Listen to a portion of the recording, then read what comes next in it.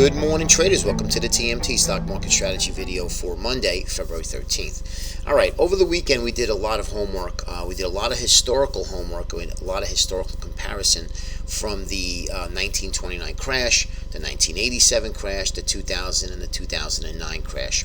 And I was there from 87 on. The comparison is very scary, guys, and all I can tell you is that you know, let's not be fools about what's happening here and in the markets. I don't have to get into it. I'm not going to get into it. It's such a small video. But if you go back and do your own homework, and please, I insist that you do, go get a chart of the 1929 and overlay it to today's markets. And you can see from 29 to now a very similar and scary comparison. Okay, do some homework. Go on out into Google and start doing some work. You'll see what I'm talking about. We also coming into some softness in the markets based on the Traders Almanac as well. When you have this euphoria of continually the market going higher, or not going down for that matter, base and going higher, I'm not saying it's not a bullish thing, it is. But when you get to these extremes, that's where it becomes bearish to me anyway. I mean, if we're basing at the highs and we just came right off of, you know, a second wave pullback, which is, you know, ready for this next leg, you know, let's just talk about an ABC pattern, then I'd say it's extremely bullish. But not when you're on your last leg of a bull market, when I do believe that we are in a fifth wave. And I'm going to talk about that a little bit when I get to the spiders, but we have our model just screaming right now, ready to go short the market, and meaning short, meaning ready to initiate a sell signal for the TMT subscribers. And you know, we do that based on a lot of our indicators, a lot of our breadth indicators. And I showed this to you, this comparison chart of the VIX and the XIV. This is the short volatility, this is the go long volatility, and you can see we are right now converging. And when this happens, right, when this happens and we're starting to converge, the path of least resistance is up.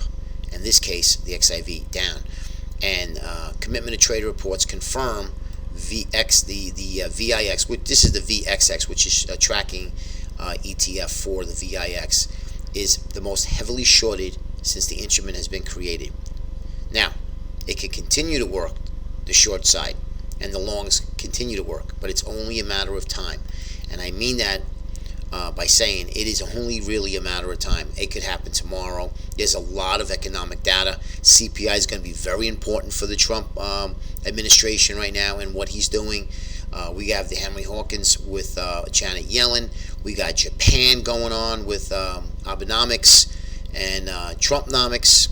So we have to be very, very careful here. There's a lot of calendar risk event, if you will. Now, going and moving forward into this week, it's not the number, right, or the speech. It's how the reaction to that number and or speech.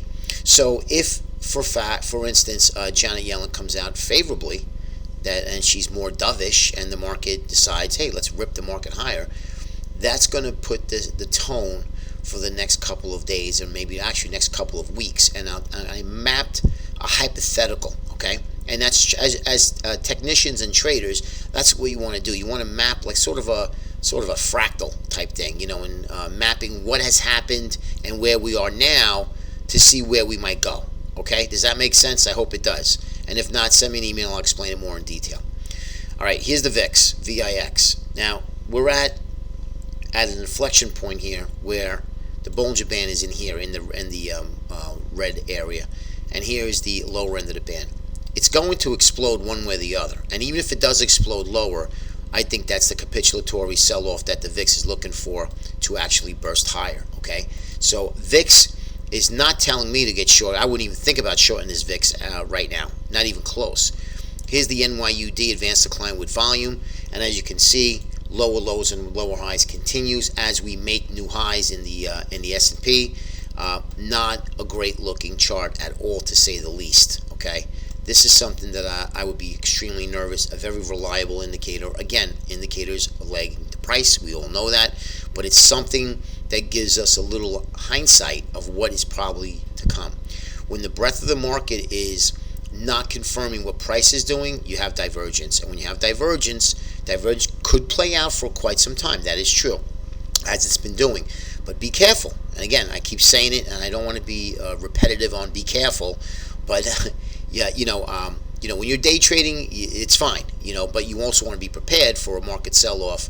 And I don't know when it's going to happen, but I've mapped out sort of a little bit of a game plan when we get to the spiders. All right, here's the weekly chart of the bonds. The bonds, 148.81 on a weekly close. We need 2 closes below that. That's going to solidify the faith of bonds, and I think bonds will start to go down real fast and real hard. Okay, once we lose that. If you realize this, we couldn't even bounce up to this line here, 157. 154 is the 20-week moving average. Look at how weak this is. I do believe that rates have made a generational low in July, and I do believe that bonds are headed lower. Now, we could get a corrective move like we did. We did get a little small corrective move, but I do think that bonds are ready to go, creating this weekly gigantic bear flag for lower prices to at least hit the 137.50 once we lose the 200. All right, guys, that's what we look at bonds. Here's the TLT, and again, you could see we did get that corrective pullback, that corrective move higher. We did not take the swing high out of 123.13, which that's going to be in the cards for higher prices on a closing basis. And if not, and we lose this little congestion area here at 118, we'll test the low, and then we should go lower, okay? So let's keep that in mind. I think bonds are setting up for a big play. Now, if the markets sell off hard, bonds are going to react as a safe haven play for the short term. Okay, that does not mean that bonds have now started a whole new leg up. I believe that bonds will start a bear market shortly. All right, next is going to be the spiders, and you can see here we're in the short-term bearish rising wedge within a longer-term bearish rising wedge, and the target right now 233.34. You can see that. Remember, keep that number 233.34. Sounds pretty good to me, right? You could see here our short-term support areas, all right? But this is going to be a spot that I'm looking for, 233.24. Let me show you the 60-minute. There's 2 of them. Okay, we have that 5th wave, right? We're on our 5th wave blowout. Let's see if this works, right? We're going to make that. We're going to bring this back down again, and let's just move this right up in here, right? That's 233 and change, right? So remember, every time the market goes up, you're gonna make an extension of this move. Okay. Remember, it is premature because we don't know if this swing high is going to hold. So we need to make adjustments on our analysis work. But this is where I think you're going to see what I'm talking about on a 60-minute chart. Plain price. Okay. This is back from August. This upper trend line. Here's the lower trend line coming down from November, all right, or even actually a little bit less, let's say early November. Now, we have this week's price action, which is yet to be determined, obviously, but we do have a lot of risk-on, risk-off events if it were to happen. I do think that what could happen is that the markets do one of these. We can get a market to pull back to this trend line, which would somewhere put us around 228, 229. All right, and this is still within the 5th leg, guys. Remember, mind you, this is the 5th leg, the last move up, and then we have a huge expansion back up to the 236, even higher, maybe even 238. Okay, this is where I'm looking for the market to top, right here, 236, 238, within this expansion of this bearish rising wedge. Even if they get it out of the wedge, meaning the traders and HFTs and algorithms, dark pools, if they get the price to get out of these areas, this is where I'm looking for a market to top.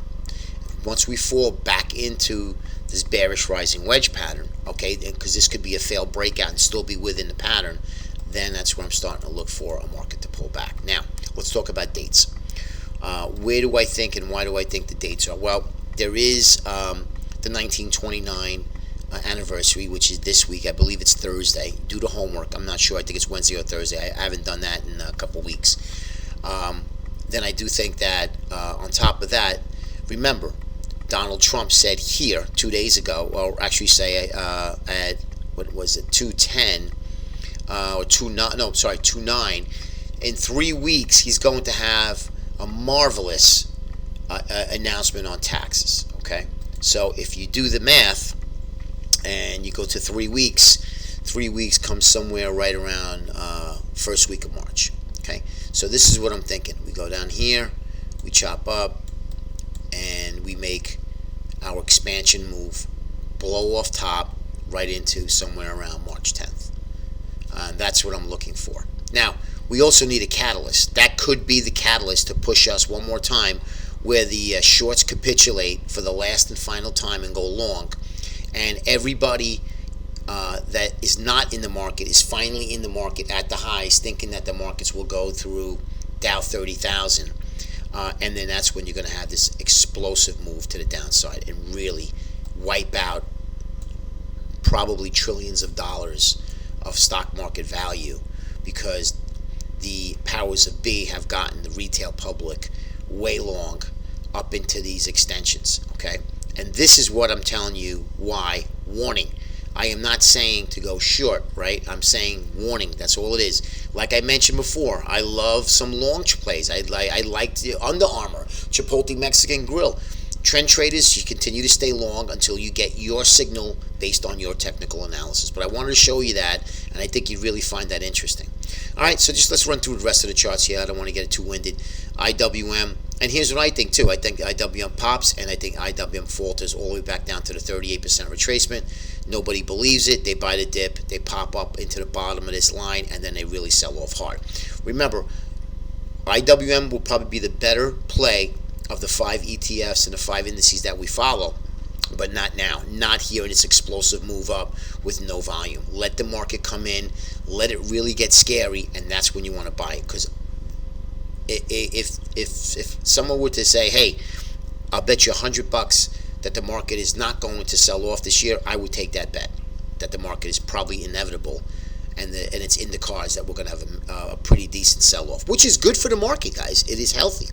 Transport's not giving us any clues. Definitely bullish. There's no question about it. But again, I think the market pops and I think the market drops.